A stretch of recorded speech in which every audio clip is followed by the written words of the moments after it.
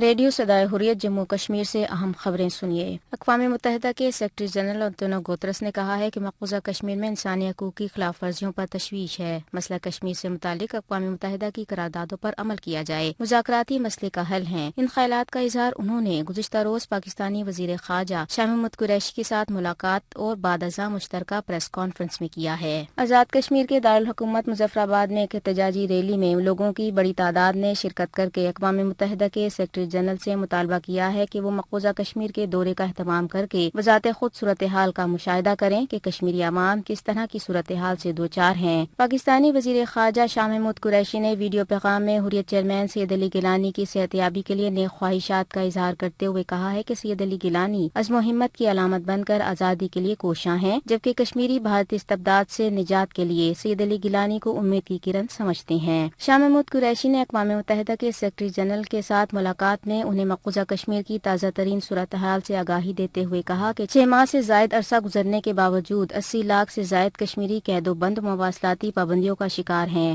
اگرچہ گوگل نے اپنے نقشے میں مقبوضہ کشمیر کو پوری دنیا میں متنازع علاقے کے طور پر دکھایا ہے، وہیں بھارت میں مقبوضہ کشمیر کو بھارت کے حصے کے طور پر دکھایا گیا ہے، جس پر نہ صرف کشمیری عوام بلکہ پوری دنیا کے مظلوم اور آزادی کے حصول کے لیے جدوجہد کرنے والی قومیں گوگل کی منافقانہ پالیسی پر سخت برہمی اور غم و غصے کا اظہار کر رہی ہیں۔ خبریں ختم ہوئیں۔ بھارت میں ایک طرف بھارتی انتہا پسند ہندو کی حکمرانی میں مسلمانوں کا جینا دوبھر کر دیا جا رہا ہے، اور دوسری طرف ہندوستان میں رہنے والے مسلمان اپنے اسلاف کے راستے پر گامزن ہوتے ہوئے بھارت میں ہندوؤں کی مدد میں جتے نظر آتے ہیں۔ بھارتی ریاست پونا میں ہندوؤں کا ایک پورا گاؤں جل کر خاکستر ہو جاتا ہے۔ ان بے کس اور بے آسرا لوگوں کی مدد کے لیے نہ بھارتی حکومت آگے آتی ہے اور نہ مقامی ہندو، بلکہ ان بے آسرا ہندوؤں کی مدد کے لیے پونا میں اسلامی فلاحی تنظیم کے سربراہ صابر شیخ اور ان کی پوری ٹیم متاثرین کی مدد کرتے ہوئے نظر آتی ہے۔ آئیے اس حوالے سے یہ رپورٹ سنتے ہیں۔ پونے میں مسلم افراد کے ایک گروپ نے اپنے ہندو بھائیوں کے لیے وہ کیا جس کا تصور انہوں نے بھی نہیں کیا تھا۔ پونے کے پارٹی اسٹیٹ کی سلم بستی میں گزشتہ دنوں آگ لگ گئی تھی،